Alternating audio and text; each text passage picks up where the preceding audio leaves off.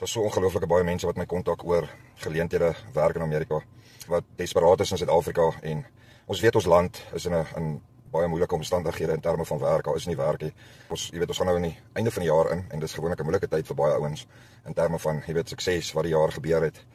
Jy jouself 'n bietjie opmeet en kyk, wat gebeur het in die jaar en goed, en ek weet dit is moeilik vir mans baie keer om weg te skram van die feit dat jy weet hoe suksesvol jy was en hoe die jaar was en hoe lyk jy inkomste en die geld en al daai tipe goeders, en baie mense soek geleenthede. Al is dit in jou eie land bied dit nie vir jou aan nie, daar's nie werk nie. Staan die geleentheid in Amerika om dollars te verdien is baie aanloklik. En ouens, weet julle wat, op die einde van die dag hier is die ding is, daar's 'n lys van agente op my website.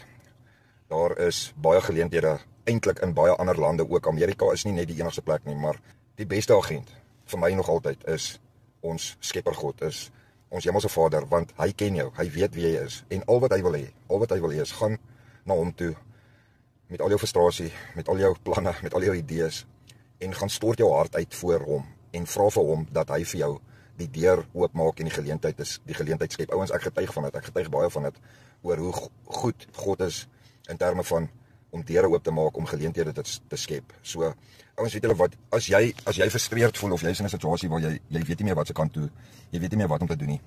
Jou lewe is in God se hand. God gee die deurbraak, God gee die geleentheid. So ek bedoel, ons as Suid-Afrikaners, ons is gelowige ouens, ons het groot geword met die Bybel, met die kerk, met die Bybelstories.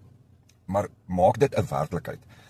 Matteus 7 vers 7 sê, soek en jy sal vind, klop en die deur sal vir jou oopgemaak word, vra en jy sal kry. En ouens, gaan met daai desperaatheid, gaan stort uit jou hart vir die Here, en hy sal die geleentheid vir jou skep.